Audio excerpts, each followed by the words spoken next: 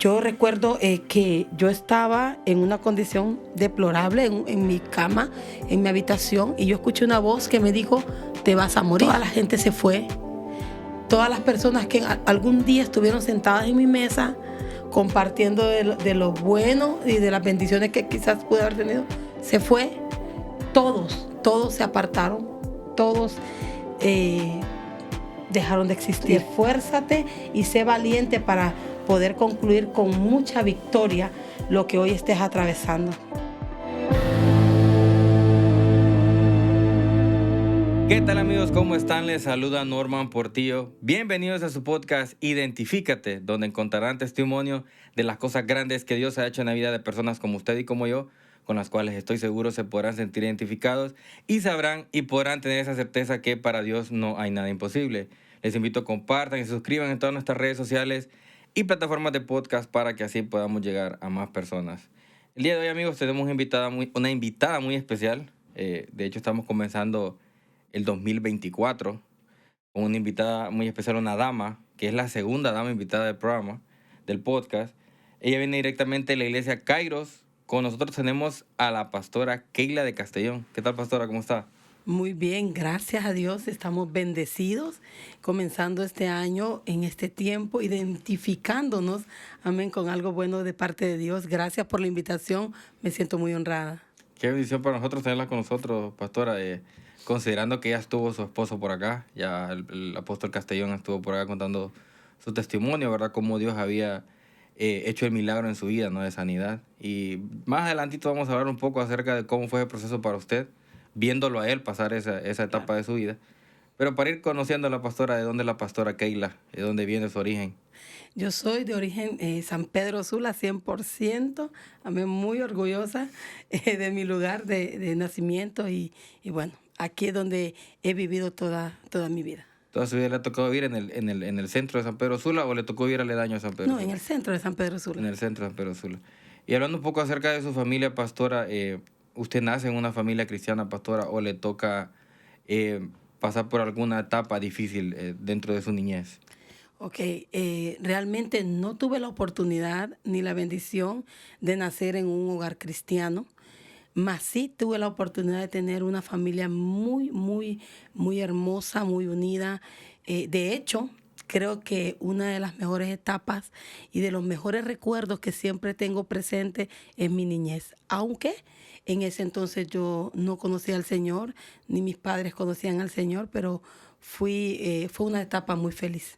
Sí, creo que es importante recalcar que hay familias que son bien unidas, hay mucho amor, hay mucha coinonía, pero no necesariamente son cristianas, porque hay gente en el mundo que tenemos que aceptarlo, ¿no? Que obviamente los cristianos somos personas en proceso, ¿no? Sí. De sanar algunas áreas, de algunas transformaciones en áreas de la vida, nuestro carácter, pero que en el mundo también hay personas que posiblemente no son cristianas, pero que son buenas personas. Y buenas Cierto. personas me refiero que tienen principios, tienen valores, son amorosos con sus hijos, dan ejemplo, son personas luchadoras, trabajadoras, y son personas incluso hasta de admirar, pero que no han aceptado a Cristo en su corazón o nadie se los ha presentado, porque no estoy Cierto. diciendo de que no los vamos a condenar ni que son personas malas, para nada estoy hablando de eso, sino que posiblemente en algún punto de la vida no se les ha presentado a Cristo Ajá. para que ellos lo reciban. Entonces, ¿cómo fue vivir en ese tiempo en su familia, a pesar de no ser cristiana y que se llevaba muy bien? Pero ¿cómo fue crecer en esa familia que obviamente le enseñaron principios y valores? Pero ¿cómo fue ese proceso? Fue un proceso realmente maravilloso.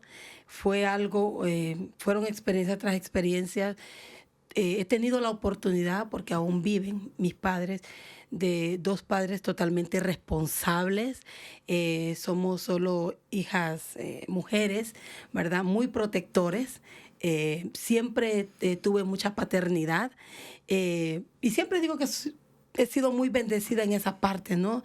Y fue un proceso de mucho aprendizaje, donde el Señor va haciendo y moldeando mi carácter, porque siempre traemos como muchos rasgos de nuestros padres, ¿no? Y de Así es. repente en esa temporada de mi vida fui muy introvertida.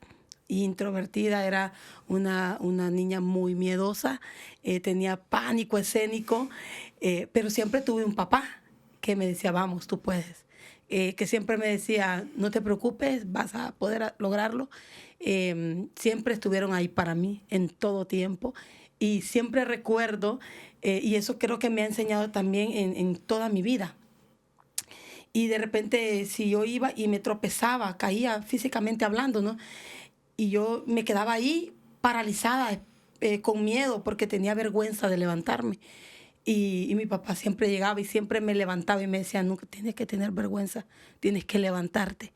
Y entonces siempre sentía los brazos de mi papá levantándome y me dijo, nunca te quedes en el suelo, nunca te quedes ahí, tú tienes que levantarte. Entonces eso formó en mí una identidad, formó en mí algo que hoy en día me está sirviendo porque el proceso de mi niñez fue así, es llegar a tener una identidad, ¿verdad? De perder muchos miedos, de perder muchos temores y que al tiempo de hoy la gente no cree que yo hubiese sido así, ¿verdad? Una persona introvertida, porque de repente nos ven desarrollándonos en algunas áreas, ¿verdad? Donde dicen, no, a ti te gustan las cámaras, pero realmente uno dice, tú sabes, no sabes lo que tengo que pasar antes.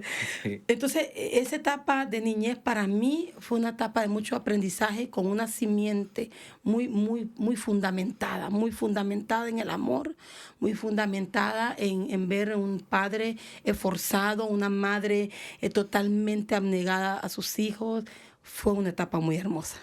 Fue una etapa muy hermosa. Y hablando un poco de los padres, quisiera ahondar un poco en la parte de la disciplina. Porque la disciplina que se vivía antes ya no se vive ahora. Okay. Entonces, y estamos hablando por temas de cómo el mundo se va moviendo, ¿verdad? Sí. Entre otras cosas. Entonces, ¿cómo fue la parte de disciplina en su casa, con sus papás, a pesar de no tener como dirección básica la Biblia, ¿no? Donde la Biblia nos enseña cómo disciplinar a nuestros hijos? Pero en el caso de sus padres, ¿cómo fue ese proceso en su casa de disciplina? Bueno, fue un proceso muy rígido. Eran papás muy rígidos con nosotros en hacernos cumplir normas, en enseñarnos a ser muy educados, en respetar las personas, en aceptar las personas. Siempre mis padres fueron muy, yo digo territoriales, ¿no? O sea, este es su área y esta área los demás la tienen que respetar y ustedes también. Entonces, el punto de disciplina fue siempre muy estricto de ellos hacia nosotros como mujeres. Y a pesar, ¿verdad?, que fuimos muy direccionadas por mi papá, desde el punto de vista de hombre, él nos enseñaba a nosotros siendo mujeres la manera como comportarnos, la manera como dirigirnos a las personas. Siempre ellos nos enfocaron en nuestra propia vida, que nosotros teníamos que preocuparnos en nosotros mismos y saber respetar a los demás. Sí, y ahora haciendo un contraste, pastora, porque bueno, ella es madre, ¿no? Sí. ¿Cómo es ese contraste de la educación de antes a la educación que tenemos que darle ahora a nuestros hijos? Yo estoy hablando en cuanto a los tiempos, no estoy hablando en cuanto a porque si nos vamos a la base de la Biblia nos va a dar algo tajante y directo, pero la Biblia no se anda por las ramas, Dios no se anda Sí. por las ramas. Sí. O sea, Dios al que quiere, al que ha adoptado por hijo, dice que lo castiga. Amén. Entonces se requiere de una reprensión porque de esa forma también le demostramos a nuestros hijos que los amamos. Sí. Porque sí es cierto, hay que darles amor, pero hay que darles rigor. Sí. Entonces, ¿cómo es el contraste de esa disciplina de sus padres al contraste que ahora usted tiene en su familia? ¿Cómo le funciona a usted? Ok, yo trato de implementar muchas de las cosas que a mí Y que funcionaron, porque que me funcionan. claro que funcionaron porque es una mujer de bien. Sí, entonces trato es más, yo creo que el mayor porcentaje yo lo trato de aplicar, ¿verdad? Lo trato de aplicar hacia mis hijos. No soy una mamá permisiva, porque tengo varones, ¿verdad? Y tengo una bebé de 3 años, pero es un poco más complejo porque hay mucha influencia de lo de afuera, ¿no? Hacia los jóvenes hoy en día. Entonces, toca ser un poco también rígido en algunas reglas que creo yo que no fueron malas en aquel tiempo, sino que son fundamentos para la vida de una persona. Amén. El respeto es una de ellas. El saber respetar, el saber en qué posición realmente estoy, porque hoy en día los hijos muchas veces quieren ser los papás. Claro. ¿Sí?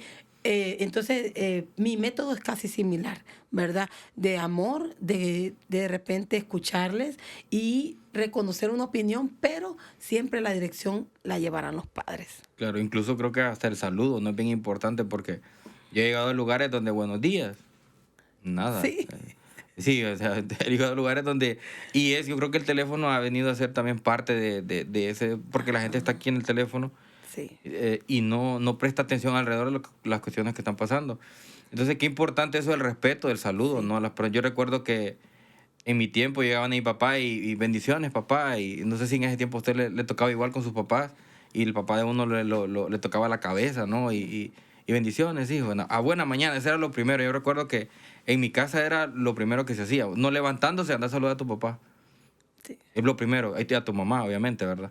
Y el saludo. Y qué importante es eso porque demuestra el respeto que tiene por las personas, por sus padres y por las personas que lo rodean, ¿no? Y una vez pasa ese proceso, pastor, saltándonos un poco otra vez a su niñez y entra a la adolescencia con sus hermanas. ¿Usted es la mayor, pastor? Yo soy la de en medio, de 3 hermanas. Entonces entra el proceso de la adolescencia. ¿Cómo fue la adolescencia? Porque a veces la adolescencia se vuelve una parte un poco conflictiva, no solo para la, estoy hablando en general, ¿verdad? Los jóvenes en general, mujeres y hombres, porque si en su casa a veces fueron muy rígidos, ellos quieren experimentar. Porque obviamente si su papá le enseñó, mira, no bebas porque mira lo que te hace. Claro. O mira, alejate de esa amistad porque mira que te puede llevar a cosas malas. Entonces, pero ustedes después entramos en una etapa donde queremos experimentar. O sea, Sí. quiero saber qué es esto. Entonces, ¿cómo fue esa etapa de la adolescencia? Bueno, en realidad mi adolescencia inicialmente fue algo conflictivo, ¿no? Porque empiezan a haber cambios, empiezan a haber amistades, empiezan a haber situaciones, ya entramos a una etapa de colegio donde hay más ideas, Claro. hay más locura, digo yo, y nos enfrentamos a otras cosas diferentes a lo que es una etapa de niñez. Fui siempre una persona muy reservada, fui una persona muy apartada, de muy pocas amistades. Creo que era una joven en cuerpo de un adulto, algo así, siempre que aburrida y esto y lo demás, pero al principio fue conflictivo una adaptación, ¿verdad? Porque en ese momento ni yo misma me aceptaba. O sea, ni yo misma me reconocía por el mismo proceso de ser una persona demasiado introvertida, o sea, demasiado miedosa y demasiado cerrada en mi propio mundo. Entonces, luego vienen algunos cambios, viene alguna soltura, empieza ya a tener amistades, de repente a salir a algunos lugares, entra la etapa de la rebeldía, Claro. en el cual tu padre o tu madre te dicen algo y tú dices, no es así, y empezamos a hacer algunas locuras, ¿verdad?, propias de la edad. Pero en realidad no fue algo que marcase a tan mal mi tiempo. En ese tiempo, gracias a Dios, porque en ese entonces ya se comenzaban a ver muchas cosas complicadas en la juventud, ¿verdad? Y sí logré ver algunas experiencias en algunas personas y siempre refrescaba los consejos de mi papá y a lo que tú quieres llegar a ser. Tú vas a llegar a ser lo que tú decidas. Entonces yo veía ejemplos y decía, yo no quiero hacer eso. Yo no quiero verme así, yo no quiero vivir esto. Entonces, muy conflictivo, pero al mismo tiempo también Dios me permitió, aunque no lo conocía tampoco en mi etapa de adolescencia, Dios me permitió tener buenas personas con consejos buenos, porque siempre me gustó acercarme a la gente adulta. No sé por qué tuve siempre la dirección hacia la gente adulta. Siempre era como estar ahí, escuchando, platicando, conversando. Sentía que aprovechaba un poco bien mi tiempo, ya que en mi casa, con mi familia, ya a mi mamá le toca trabajar, ya le toca salir a trabajar, cosa que no hizo por mucho tiempo. Y ya en esto entra mi hermana mayor, empiezan esos celos de hermanas, esos conflictos de hermanos. Yo quería escapar todo el tiempo de la casa, yo no quería estar ahí, yo me sentía incómoda. Yo recuerdo que mis vecinos, cuando mis papás llegaban del trabajo, le decían, ay, pero mire que Keila viera cómo la hermana y esto, y la gente le ponía quejas porque era un lío esto. Y mi papá siempre me preguntaba, yo le decía, no, que no, yo tenía miedo. Es mentira. Es mentira. Porque siempre he sido una persona que evito conflictos. Me gusta mucho evitar los conflictos. Creo que la paz no tiene precio, ¿verdad? Independientemente de cualquier cosa. Y sí, en esa etapa viví muchos cambios. Se despertó en ese momento una persona totalmente diferente. A la que de repente los profesores la mandaban a hacer una exposición Eso le iba a decir yo. y me quedaba paralizada. Si no podían hablar enfrente. Me quedaba paralizada Pero en el proceso con mi hermana mayor, en los conflictos internos de familia, más que todo con ella, porque en realidad mi familia no fue una familia conflictiva. Tengo que decirlo, no fue una familia conflictiva, no pasé esa mala etapa. Pero luego de tanto y tanto, y de repente algunas amigas diciéndome, ya no te dejes, ¿verdad? Yo desperté, ¿verdad? Como a la edad ya de como 16, 17 años, y empecé a ser totalmente diferente, irreconocible. O sea, no me importaba, yo iba y caminaba y hablaba y decía y expresaba, y sentía que aquella persona tan tímida había muerto en mí. Y se despertó una nueva persona en el cual tuve que aprender a canalizar, porque muchas veces cuando decimos nosotros, es que yo le digo la verdad a quien sea y se la digo en su cara. Yo soy así. Y yo soy así y nadie me va a cambiar. Cabal, sí. Pero realmente no es la forma correcta. Necesitamos tener sabiduría. Así. Necesitamos tener sabiduría, aunque en la etapa de adolescencia es muy difícil tenerla, ¿verdad? Pero fue más que todo cambios, trastornos así un poco de personalidad y que me han, bueno, llevado hasta aquí, ¿no? A estar aquí frente a esta cámara, frente a usted y viendo en este tiempo qué voy a hacer. Ahora, yo recuerdo en aquel entonces donde estaba paralizada y ahora puedo conversar y he tenido muchas oportunidades buenas a raíz de haber despertado y haber soltado, ¿verdad? Esa timidez y esa forma tan introvertida de ser que hace mucho daño. Hace mucho daño. Hemos tenido en el podcast, bueno, más que todo varones, y los varones han dado, obviamente, en la rebeldía. La rebeldía en alguna etapa del varón es diferente a la de la mujer. Sí. Entonces los hombres se han enfocado en otras cosas y han dado un consejo a los, en general, ¿verdad?, a la juventud, pero se enfocan más en los varones porque obviamente son los varones quienes se sienten identificados a la hora de dar el testimonio. Pero en este caso suyo, en esa etapa de rebeldía, ¿qué le pudiese decir a las jóvenes que nos están viendo, que se puedan identificar con usted en el transcurso de todo el podcast, pero que ahorita se los pueda decir en esa etapa de rebeldía? ¿Qué se hace? O sea, si usted viera atrás y viera a la Keila de 16 años, sí. ¿Qué le diría a esa Keila si tuviera la oportunidad de volver en el tiempo y decirle, mira, Keila, no hagas esto porque te va a pasar esto, o mira, evita estas amistades? O sea, ¿qué le diría a esa Keila de 16 años? Yo les diría que tienen que aprender a saber a quién escuchar, en quién permiten ustedes que les dé un consejo, porque un ciego no puede guiar a otro ciego.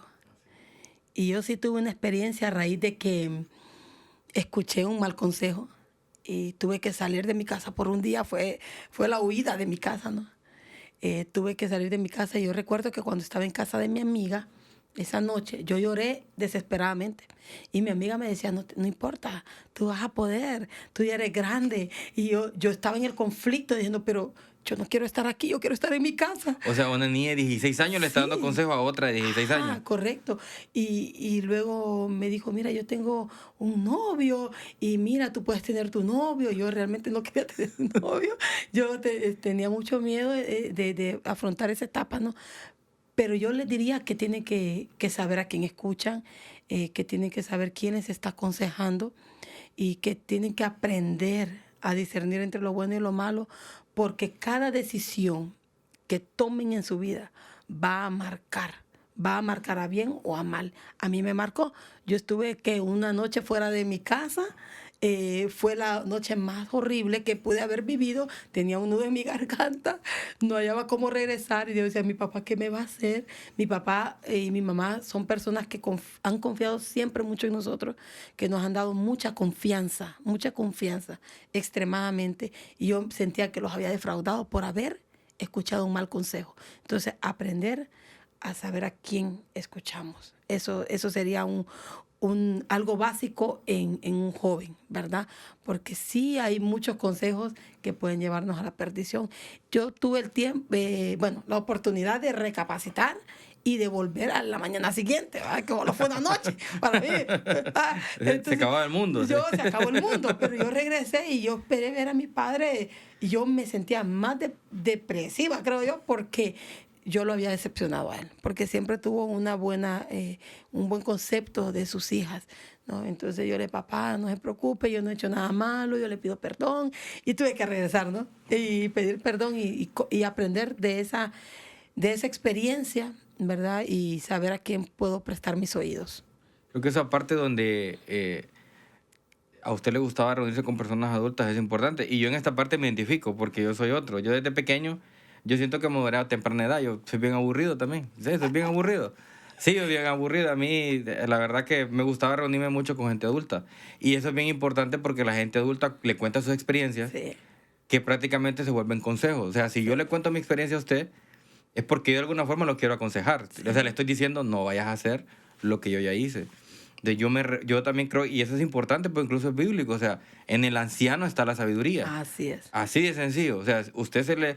Claro, ¿verdad? No todos los ancianos, porque hay que aprender a discernir, ¿no?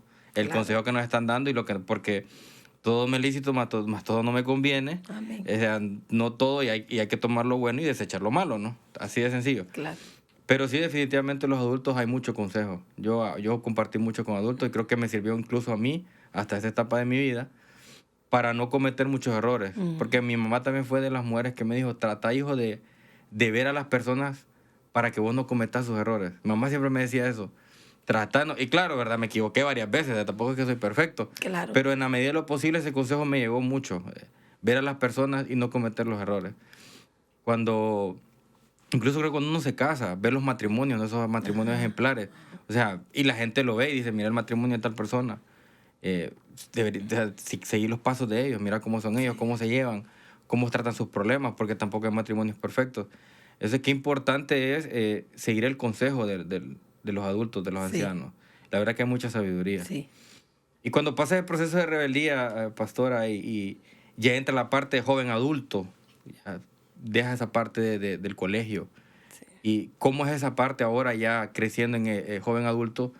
Y si todavía pues convivía con sus padres o ya era una persona independiente. Ok. Ahí donde realmente comienza mi proceso, ¿no? Claro.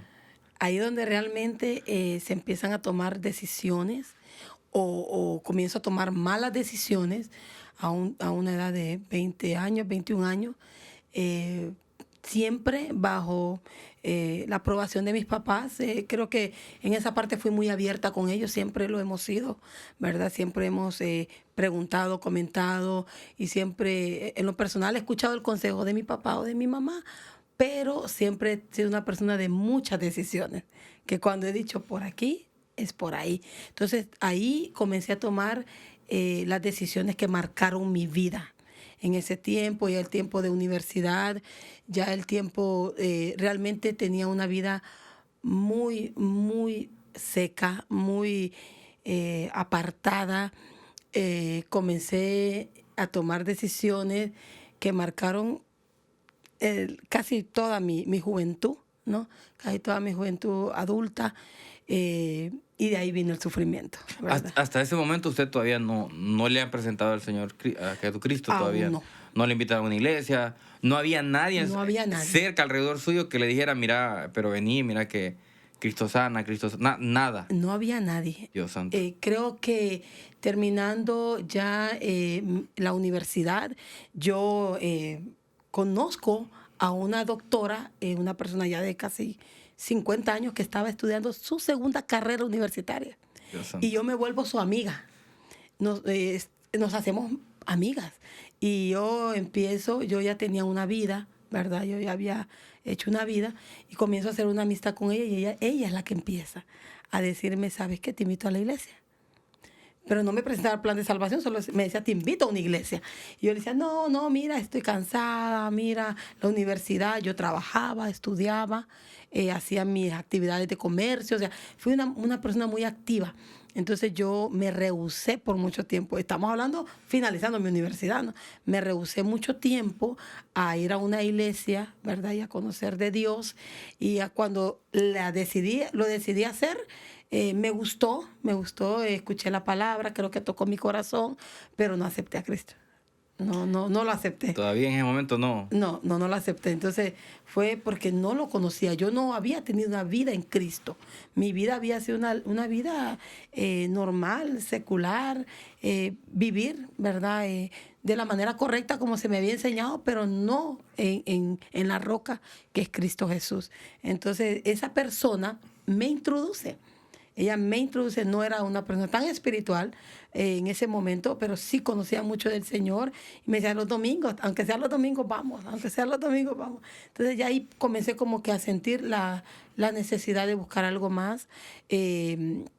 Estando en mi etapa de universidad, luego viene un proceso muy fuerte, ¿verdad? De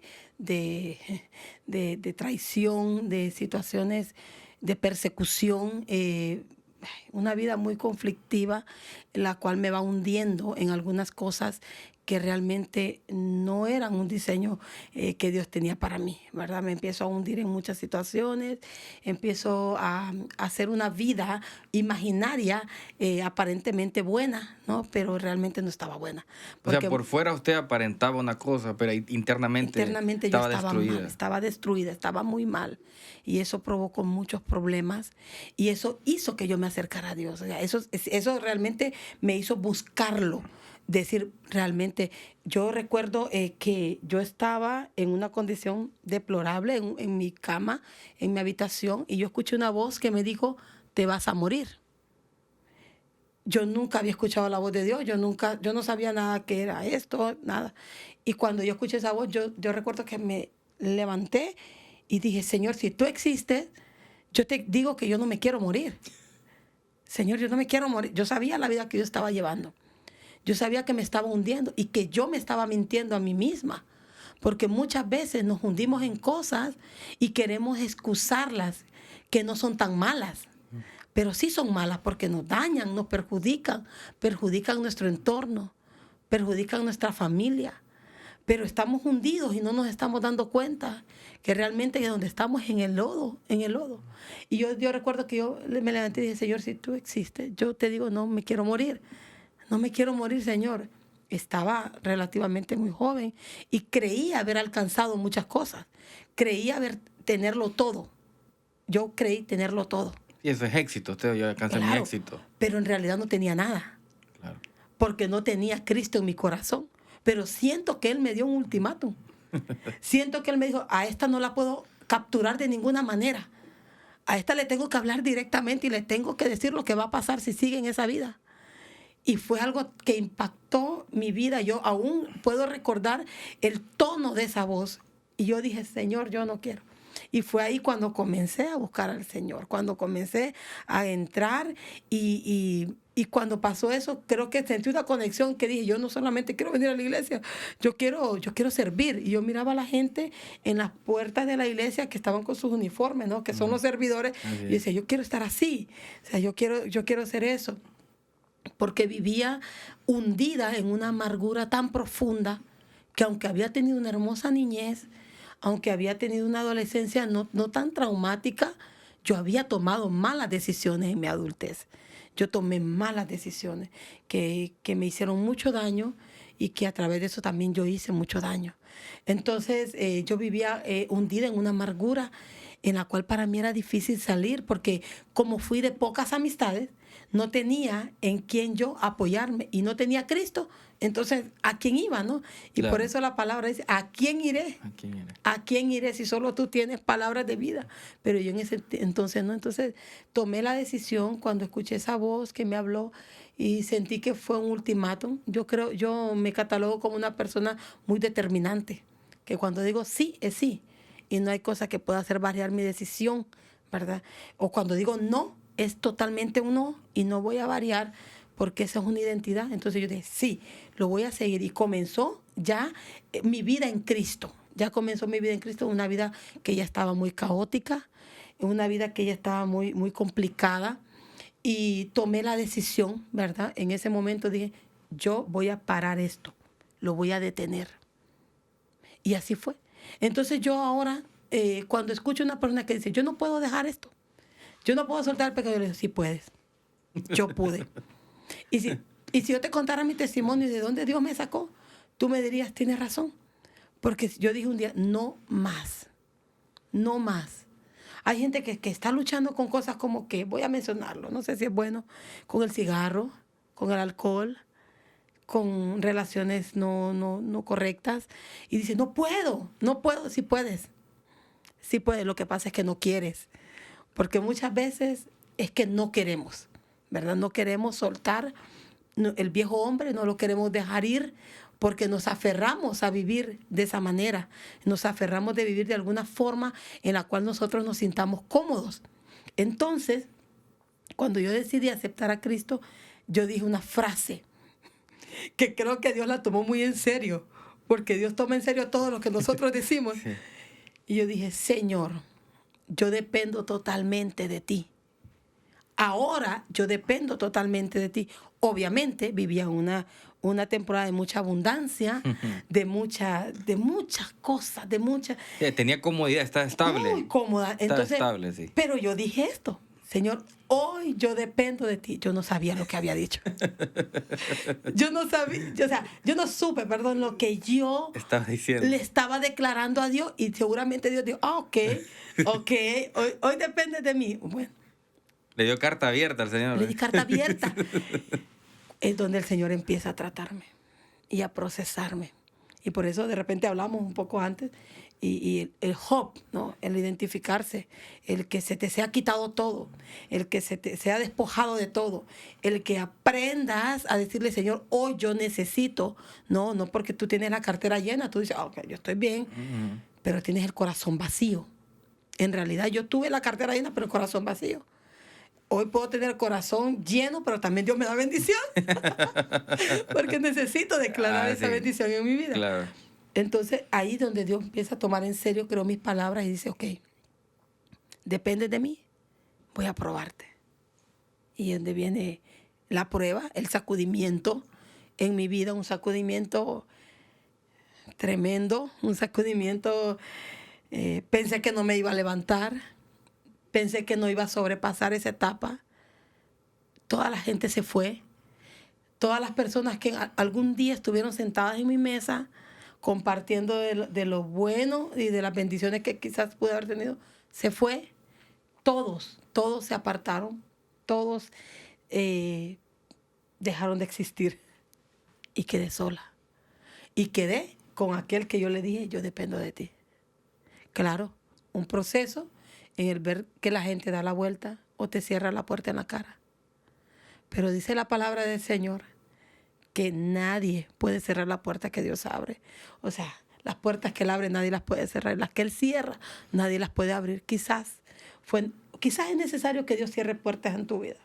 Porque lo que Dios quiere hacer contigo es algo tan extraordinario que esa puerta solo te estaba llevando a perdición o a gente que realmente no te estaba edificando.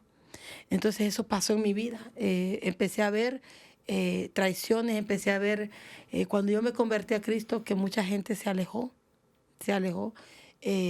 no creían en un cambio, no creían en nada de lo que estaba pasando en mi vida. Fui muy radical, totalmente radical, y decidí servirle al Señor desde ese momento, ¿no? Y es donde Dios empieza a procesarme y dice, ok, me vas a servir. Y recuerdo que en ese momento el pastor de esa iglesia hizo un llamado y dijo, bueno, las personas que quieren servir, por favor, presentarse tal día en este lugar. Y yo llegué, pero yo escuché el anuncio de servir, ¿no? Y cuando yo llego, yo veo jóvenes y una señora. Entonces me dice, hermana, bendiciones, usted también va a servir en el área de danza. Y yo, no, le dije yo, no, perdone, yo vengo aquí porque yo quiero servir, pero yo no entendía los términos. Yo quiero servir, pero como las personas que están en la puerta, les decía yo. Recibiéndolos. Recibiéndoles. Sí. No, me dice, el anuncio que se hizo fue para el grupo de danza. Y yo dije en mi mente, ay, Dios mío, no. Así, todavía Dios me está, no, por Dios, yo parada ahí, y yo con esos vestidos con colores y todo eso, no, Señor, por favor. Qué pena, de plano, yo lo dije, qué vergüenza. Y le dije, hermana, no, perdóneme, yo creo que yo me equivoqué el llamado, yo creo que yo voy a regresar cuando ya tengan otra área. No, venga, me dijo, con mucha sabiduría, venga, siéntese, quédese, y hasta el final, y de repente Dios, ¿verdad?, le hace animarse. Yo no me veía ahí. Es que donde nosotros, mira, muchas veces donde Dios nos ve, no es donde nosotros nos vemos. Así es. ¿Sí? Así es. Entonces yo dije, ay, Señor, me voy a quedar por compromiso. Y me quedé, miraba a las jóvenes, danzaban, brincaban, y yo decía, qué pena. Ella me dio seguimiento y estuvo muy cerca de mí, me dijo, era una persona adulta. Ella era la líder de danza y me dio seguimiento. Y quiero decirle que al final terminé sirviendo. Esa fue mi primer área de servicio. En danza le tocó, sí, le tocó. Me tocó en danza. Y yo decía, ay, porque yo ya me había graduado, ya tenía una profesión. Y, ay, van a decir que la fulana es tal. O sea, ¿entiendes, verdad? Claro. Y es como esa apariencia que siempre queremos guardar. Así es. Y quiero decirle que esa área permitió realmente que mi tristeza se convirtiera en danza y en gozo. Cambió y transformó mi vida de una manera tan extraordinaria.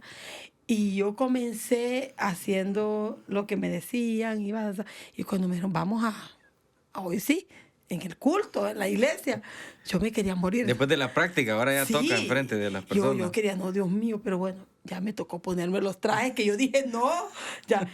Pero es que yo le dije, Señor, ahora dependo de ti. Sí. Entonces, yo creo que del día 1, donde me tocó, ¿verdad?, danzar en la congregación, Dios sanó y quitó la amargura de mi vida. Yo tenía amargura. Yo no era feliz. Yo sonreía, pero yo no era feliz. Yo tenía mucho dolor porque supe que había tomado malas decisiones que habían sido propias, que nadie me había obligado y que por eso me tocó pasar procesos y hundirme hasta lo más profundo, donde yo nunca esperé verme. Entonces, en ese momento, día 1 de danza, yo sentí que mi alma fue libre. Y yo por eso me río, la gente dice, pero mira, estás muy de edad para hacer esto. Le dicen, no hay edad, tú hazlo. Y yo fui libre a través de la danza. Entonces ese fue mi primer ministerio, eso fue mi primer servicio a Dios.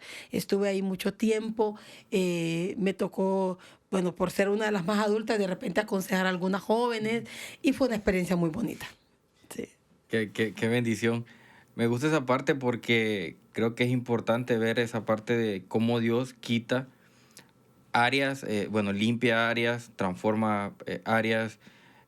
Se van personas que Dios sabe que no le hacen bien, que no es que Dios las va a eliminar del planeta Tierra, no, porque la misericordia de Dios es grande, pero que a usted como persona y como el propósito que Dios tiene para su vida, no le convenía que estuvieran a su alrededor, porque Dios también tiene un plan para esas personas, porque eso es otra cosa que tenemos que entender, que si bien es cierto en algún punto de la vida nosotros tuvimos alguna amistad que nos dio un mal consejo o que andaba en cosas malas, y que tal vez por cuestiones de que venimos a Cristo, Él vio el cambio y Él se decide apartarse, no necesariamente por eso es que está perdido, al contrario, Dios tiene un plan para Él también y posiblemente más adelante nos lo vamos a encontrar y esa persona ya va a tener a Cristo en su corazón y va a ser completamente diferente al hombre o mujer que conoció en ese momento. Entonces, qué importante es reconocer eso, saber que ese proceso no es fácil, cuando Dios empieza a podar, a quitar esas amistades, quitar las raíces de amargura, ¿no? Wow. Todo eso es un proceso, duele, porque claro, es doloroso. Siempre he comentado que si una planta, cuando uno la poda, pudiera hablar, gritara, porque no le duele, porque le está cortando las ramitas. La planta no habla, pero si pudiera hablar, gritara, porque es doloroso. Claro. Y así nos pasa a nosotros, en todas las áreas de nuestra vida, porque estamos cómodos. Cuando ya pasa ese proceso, que viene a los pies del Señor, ahora pues le sirve el Señor, obviamente. Y quiero andar un poco en la parte de cuando el pastor Castellón, ¿verdad?, nos contó sobre su proceso de sanidad, cómo hizo un milagro en su vida por el problema del corazón que tenía. Pero yo quiero escuchar la otra parte de la historia. Y para las personas que no han visto ese podcast, les pido que vayan a ver el podcast. Está en el listado de Identifícate Podcast. Ahí está el apóstol Castellón. Él cuenta su historia de cómo Dios lo sanó de su proceso del corazón.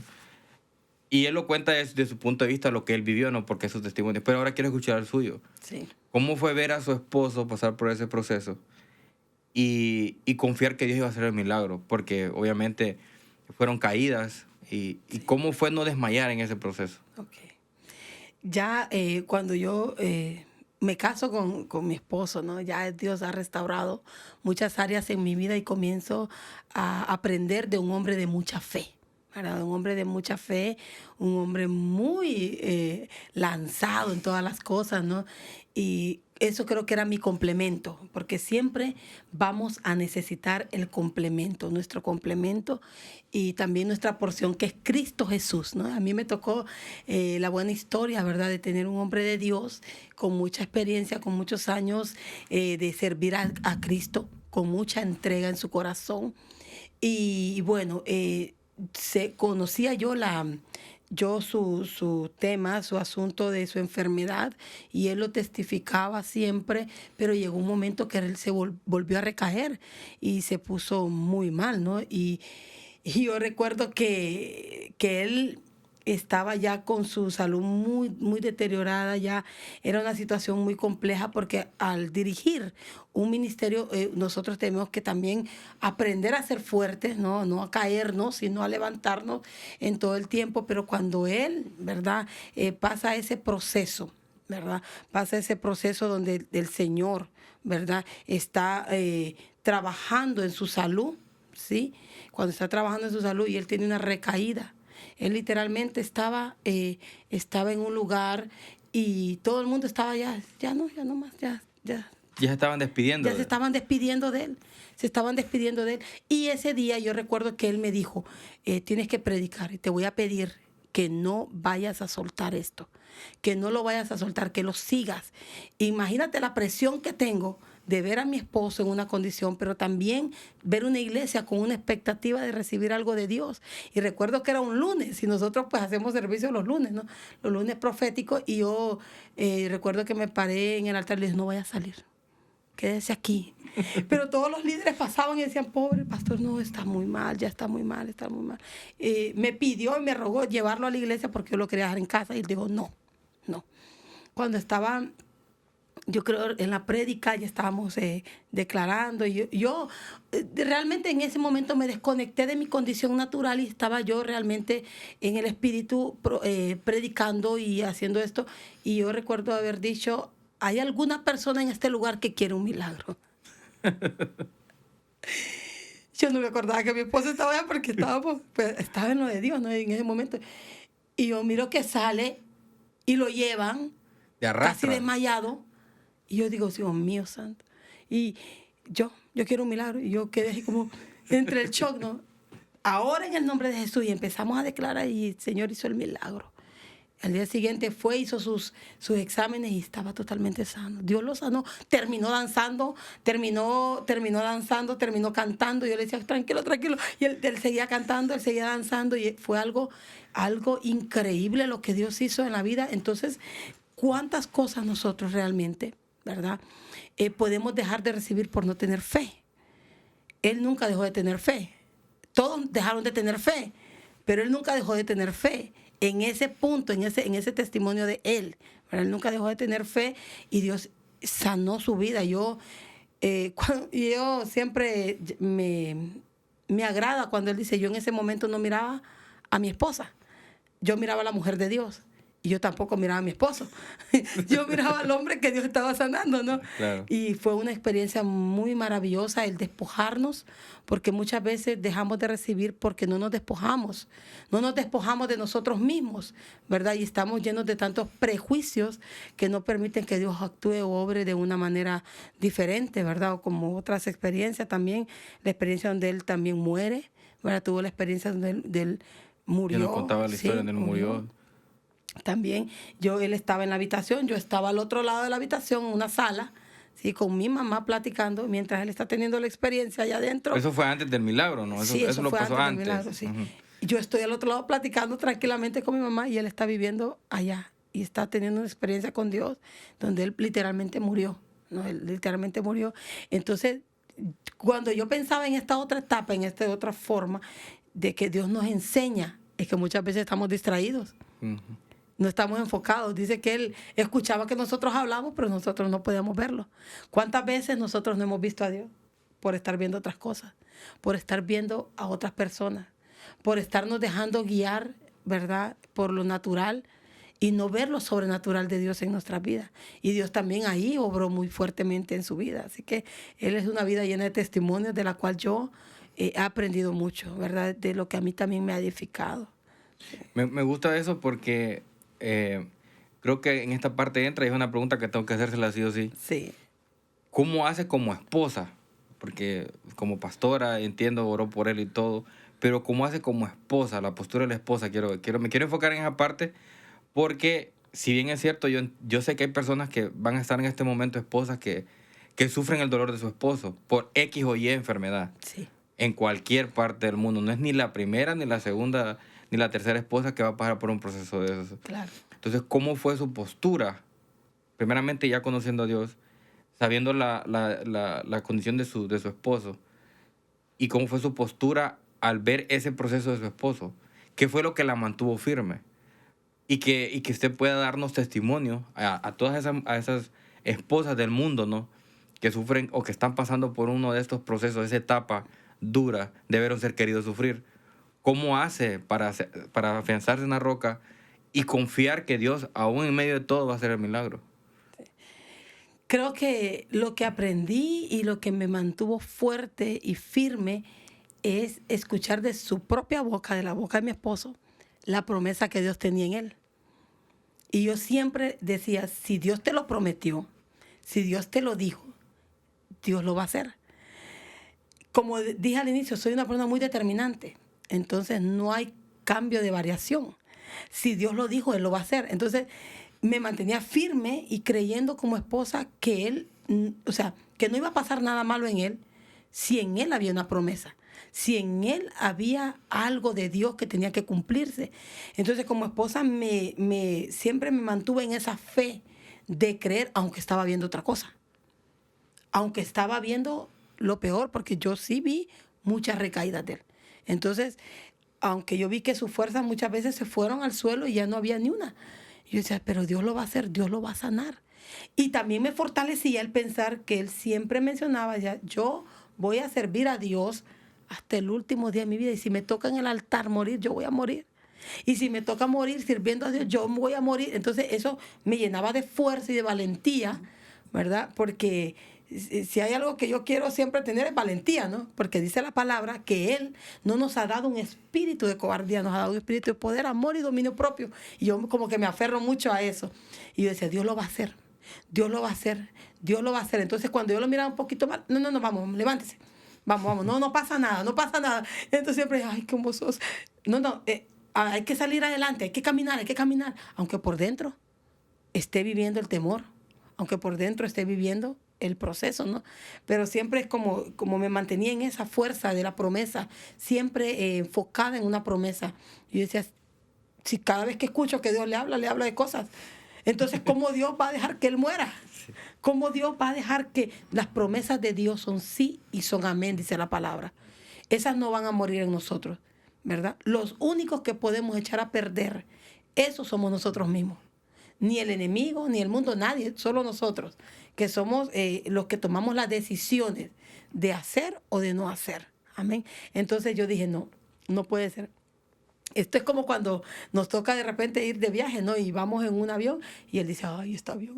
Y yo digo, tranquilo, que el propósito de Dios no muere.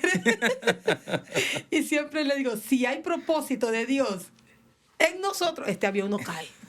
Y de repente nos pasó en alguna ocasión, vimos algún otro siervo de Dios de aquí, de verdad, de la ciudad, subirse al mismo avión. Y ya vamos dos, ya vamos tres.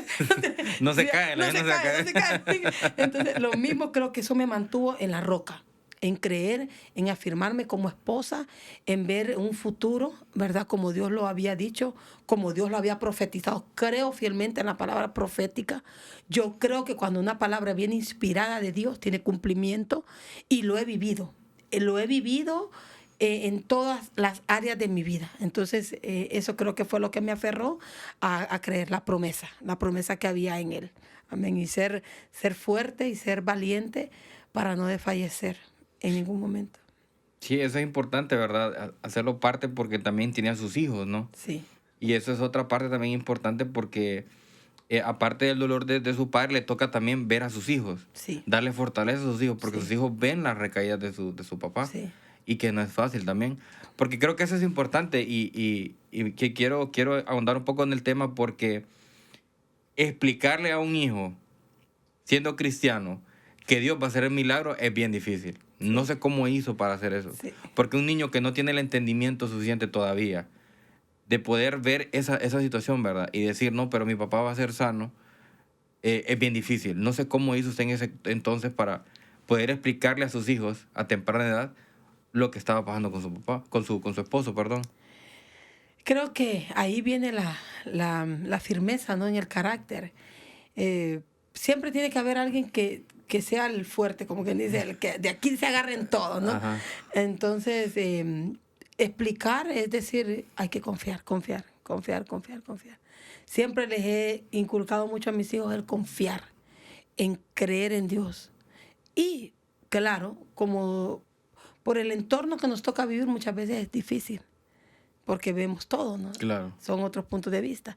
Entonces, yo siempre ponía como ejemplo, mira a la hermana tal, Dios la sanó de cáncer. Mírale, Dios lo hizo. ¿Por qué no lo va a hacer con nosotros?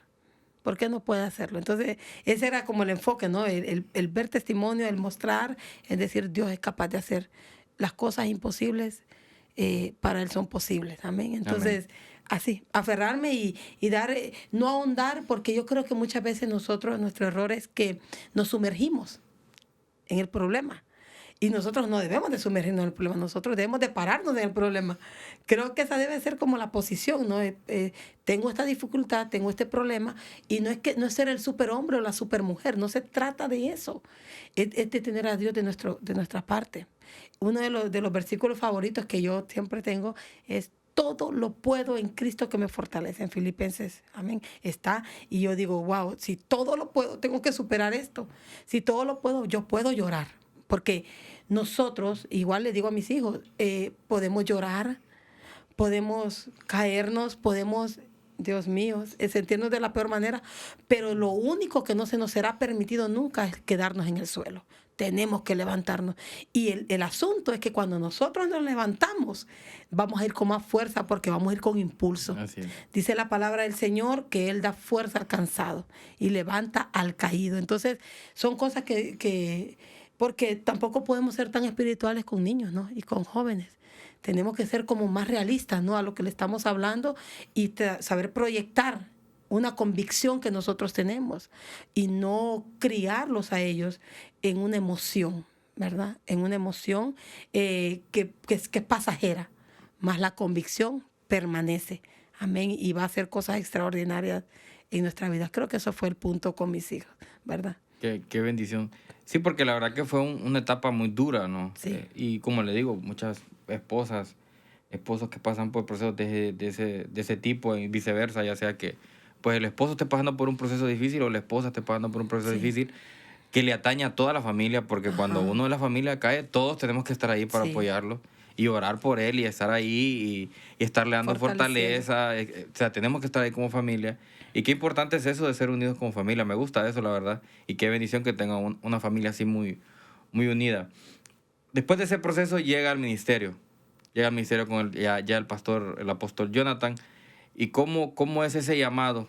¿Cómo es que ahora pues ya le sirve al Señor, verdad? Y ahora tiene sus programas en Facebook Live, tiene hace sus prédicas, ¿no? Ahora, ¿cómo es ese llamado cuando llega allá al servicio al Señor? Bueno, lo voy a decir así como la manera que yo lo vi, ¿no? Un poco cómico. Es como que estás en un avión y te tiran sin paracaídas. Cabal. Así fue el llamamiento. Tienes que hacerlo. Fue algo así.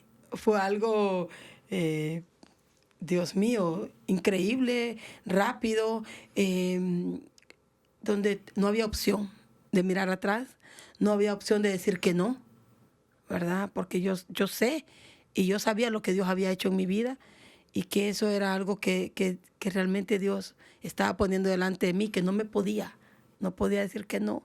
El llamamiento ya a servirle al Señor, ya como una pastora, ya como una persona con una responsabilidad mayor, ¿verdad? Porque hoy en día la gente quiere, pero no entiende que hay una responsabilidad mayor, donde tienes que morir a ti misma, ¿no? Donde tienes que soltar muchas cosas que no le agradan a Dios realmente, porque podemos ser cristianos y no estar agradando a Dios, ¿no? Claro. Entonces viene ese llamamiento a ser pastora, donde comienza también, ¿verdad?, un proceso de adaptación y Y esto mismo, morir a uno mismo, morir a su propia voluntad y decirle a Dios, Señor, haz tu voluntad en mí. Y decir, haz tu voluntad en mí, es decir, si alguien está haciendo algo en contra de ti, ¿qué reacción vas a tener? ¿Cómo vas a ir? Yo escuché una vez a una persona que dijo, la mejor arma que podemos tener en contra de alguien que nos está haciendo daño es el amor. Y yo siempre digo, yo en lo personal digo que un arma poderosa también, aparte del amor, es el silencio. Porque cuando nosotros hacemos silencio, Dios habla por nosotros y Dios hace un ruido, amén, y nos defiende. Entonces, ese llamamiento vino a ser un complemento fundamental en mi vida. Amo servirle a Dios, amo hacer todo para Dios. No ha sido algo fácil, pero sí algo muy gratificante en mi vida, amén. Donde se han vivido muchas experiencias buenas, no tan buenas, pero todas estas cosas han ido enseñando algo y han ido fortaleciendo áreas en mi vida, en lo personal. Todo obra para bien, ¿no? Al fin y al cabo. Amén. Cada cosa obra para bien. Cada cosa obra para bien. Así es. Y ya para ir culminando, pastora, y le agradecerle por su tiempo, una palabra que le quiera dar a las personas. Ya estamos al final del podcast y me gustaría que compartiera una palabra para aquellas esposas, aquellas hijas, aquellas madres que nos están escuchando, ¿no? E incluso aquellos matrimonios, que les pueda dar una palabra, que venga del Señor y que nos pueda compartir y que llegue a los corazones de todas las personas que nos están viendo y nos están escuchando. Amén. Bueno, yo quiero decirle, basado en mi experiencia personal, que hay un punto y hay un enfoque tan poderoso cuando nosotros vemos a Cristo, en dirigirnos a la persona de Cristo, cualquiera sea la dificultad que tú estés atravesando, cualquiera sea el problema que estés viviendo en este momento, quiero decirte que el Señor va a estar contigo porque el Señor prometió que no te soltaría, que no te dejaría. Y aunque ahora mismo tú no estés viendo una respuesta tan rápida a tu necesidad, el Señor está obrando en ella.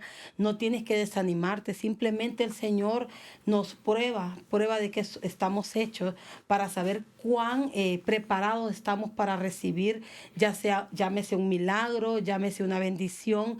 Y quiero decirte que no te detengas, que te tienes que levantar de esa condición en el cual el enemigo muchas veces ha querido mantenerte paralizada, estática. Quizás muchas veces hemos desistido de hacer algunas cosas o nos hemos querido retroceder, pero la palabra es clara y dice que el que puso la mano en el arado no puede volver atrás, no puede ver atrás, porque nuestro enfoque siempre va a estar al frente, amén, y que el Señor te va a levantar de la condición, el Señor va a hacer cosas extraordinarias en tu vida si tú le permites a Él y si tú tomas la decisión de verdad de creerle, porque sin fe no va a suceder nada. Tienes que aprender a tener la fe en Dios, la convicción en Dios y creer fielmente en el que lo dijo, Él lo hará. La palabra del Señor habla y es clara cuando dice que Él no ha visto justo desamparado ni su simiente que mendigue pan. La persona que hoy te habla lo sabe muy bien, lo vivió muy bien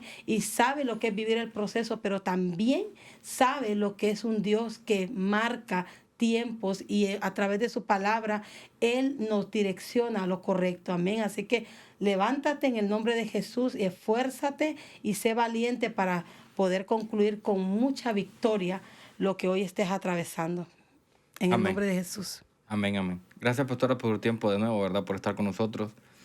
Le agradecemos. Igual, sé que tiene un canal, pastora, hacen videos en vivo en Facebook. Sí. ¿Qué programas tienen en Facebook? Nosotros dirigimos varios programas. En mi persona es llamado Mujeres que Conquistan, ¿verdad? Donde enfocamos temas directamente a la mujer, ¿verdad? A levantar, a establecer a la mujer en la posición correcta, porque es importante que la mujer tenga la posición correcta, porque hoy en día se habla mucho del empoderamiento, ¿no? Claro. Pero el empoderamiento mal direccionado puede ser un arma muy muy negativa. Nosotros, basado en el orden de Dios y todo lo que el Señor nos ha enseñado, ¿verdad? Direccionar a las mujeres, a levantarlas de cualquier condición a través de la palabra, a través de la palabra y las experiencias que muchas veces hemos vivido. ¿A través de qué canal lo hace el programa? Lo hacemos a través de Avivamiento FM, ¿verdad? Es un canal digital. ¿Es una aplicación? Es una aplicación, sí. Avivamiento FM. Ajá, De Kairos. Avivamiento FM de Kairos. ¿Y en YouTube y en Facebook cómo lo tienen? Nosotros igual, Avivamiento FM y también por las diferentes plataformas de nuestro ministerio, Tabernáculo Avivamientos Kairos, y bueno, las plataformas digitales de mi amado esposo, ¿verdad? Apóstol Jonathan Castellón, que siempre están ahí enfocando todo lo que estamos haciendo dentro del ministerio. La página también, Profeta Keila Castillo, también a través del Facebook, también estamos ahí trabajando, ahí haciendo algunos en vivos y llevando siempre palabra. Qué bendición, qué bendición. De nuevo, pastora, gracias por estar con nosotros. Igual a ustedes, amigos, les agradecemos quedarse con nosotros hasta el final. Tenemos que invitarles, ¿verdad? Compartan y se suscriban en todas nuestras redes sociales y plataformas de podcast en YouTube para que sí podamos llevar el mensaje de hombres y mujeres a todas esas personas que de verdad lo necesitan y que se sienten identificados. Y hoy especialmente quiero agradecer a nuestros hermanos en México, en Honduras, Estados Unidos, en Chile, Argentina, todos los países que nos están viendo. Ya justamente este mes llegamos a 11,000 vistas de nuestro canal, que es algo bien importante. Creo que el programa está llevando una línea donde se está alineando con la visión de Dios, que es llevar el evangelio a través de los testimonios de hombres y mujeres que vienen al podcast a contar su historia. Y qué bendición para nosotros es que ustedes compartan este contenido y que sean parte de esta visión y de esta comunidad que se dedique a enviar el evangelio de salvación a todas las personas en cualquier parte del mundo que lo necesita. De nuevo, gracias, suscríbanse y compartan. Y recuerden que lo que para el hombre es imposible, para Dios todo le es posible. Los esperamos en un próximo episodio.